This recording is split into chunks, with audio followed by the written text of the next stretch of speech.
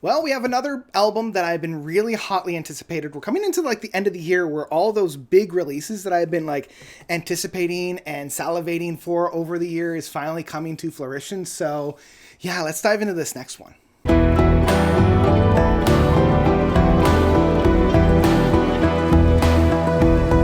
The World Under Unsun by Lunatic Soul. So, Lunatic Soul is a side project by Marius Dadu, I believe is how you pronounce his name. I know people are like, oh, it's pronounced this way and that way. Duda. Marius. We all know Marius. He was the lead vocalist and bass player for Riverside.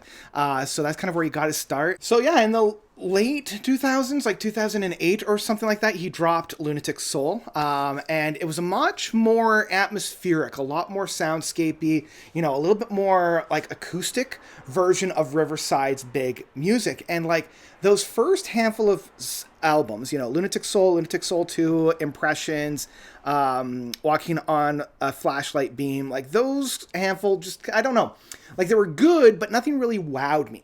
It wasn't until Fractured and Under the Fragmented Sky that I started to really pay attention. I'm like, oh, this is actually really good. I'm loving how Marius is really good at like building up a song, really creating atmosphere, really laying down the foundation of an amazing song. And it also shows like, more bass players need to do like solo projects. Like Chris Squire's Fish Out of Water is one of the best rock albums of all time. And it goes to show how important a bass player is to the dynamics of a group, especially when you just look at their craft. Like this is a bass player predominantly creating a full flushed out album. And back in 2020, we got through Shaded Woods, which in my mind is the pinnacle. It is the peak of the mountain within the Lunatic Soul discography. It was tight, it was punchy, and it was doing everything that I loved about Marius's musicianship.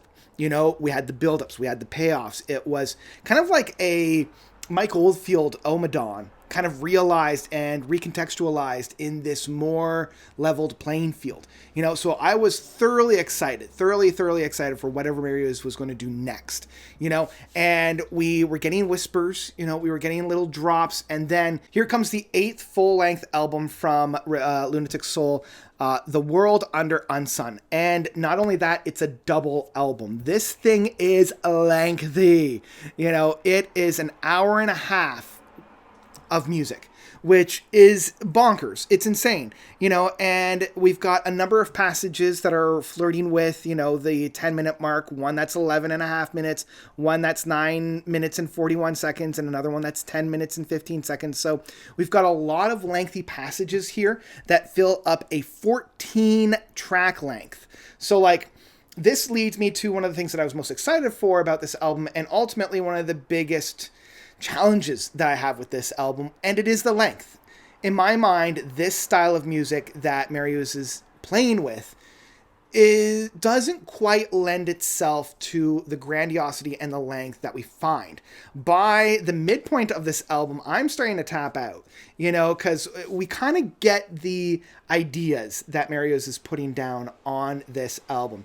It's the atmosphere, it's the buildups, it's the payoffs, it's basically the formula that he has stuck to since the very beginning, that he perfected in Through Shaded Woods, and now he's just kind of doing a variations of a theme to variations of success. There's a number of passages on here that I'm like, I would never tell an artist to edit themselves or to maybe cut back, but I'm getting pretty tempted on this one, and I this is the thing though, like, all the music that's found on here is fantastic and stellar and amazing, and I always find myself so drawn and so connected to it. It's just because of the album length that I start to get literally lost in the weeds.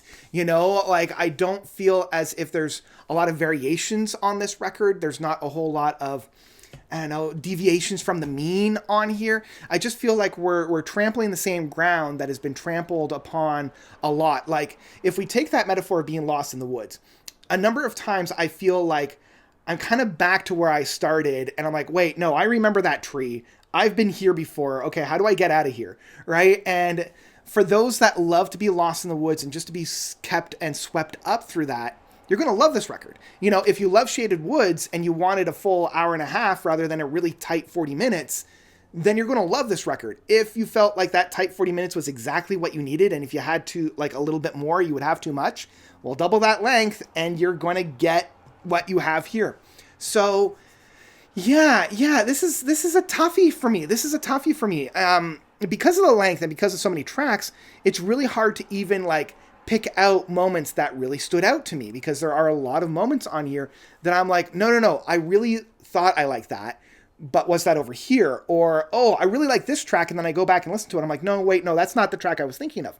You know, and I've had this album for like 2 full months now, and trying to come up with, you know, a track that really stood out was a real big task. And even for those longer stretches of music, you know, the Mind Obscured, Heart Eclipsed, Game Called Life, and Self in Distorted Glass, like these are all fantastic build-up tracks, but it's some of those smaller tracks. Like we've got Torn in Two, that's almost 4 minutes long. It's the shortest track on here. We've got Confession, that's 4.5 minutes. We've got Parallels at 3 minutes and 17 seconds, which is the shortest track on this.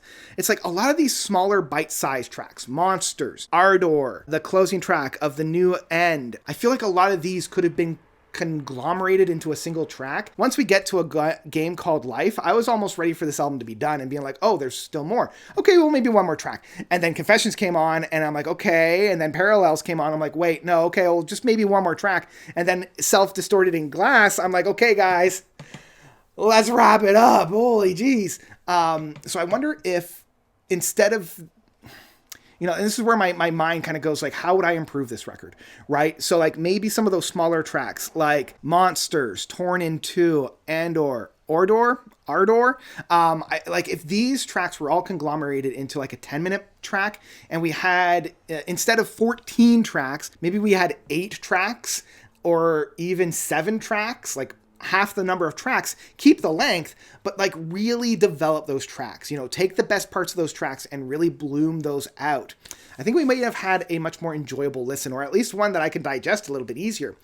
As it stands, you know, it's really hard to both find amazing things to talk about within this record and hard, like, bad things to talk about this record. This is one of the hardest albums to review because it's just fine. It's a good album. At the end of the day, I would say this is a good, if not great record, but you know, it's just some of the flaws, some of the structuring, some in the length at the end of the day that really hold this album back from being memorable. Because that's the one thing that this album isn't. It's not all that memorable because of the length. So yeah, I think another way that you could have enhance this album is if instead of it being like a single double album, maybe release it part 1 and part 2.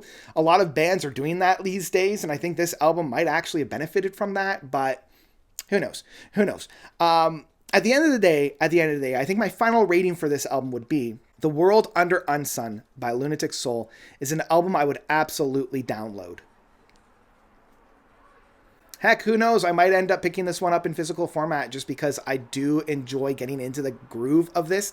And I think having it on record and having it have that like 4 faces, you know, side A, side B, side C, side D, very similar to how Frost's album last year of Lost in the Wires enhanced the listening experience when I did listen to it on a vinyl pressing. I think this album will probably do the same. So who knows? We'll find out how this album lands by the end of the year, how it settles, and, you know, we'll kind of reevaluate it at that point. But as it sits right now, that's what I've got. What do you guys think about this record? Do you love it? Do you hate it? Whatever you thought, please let me know by commenting down below.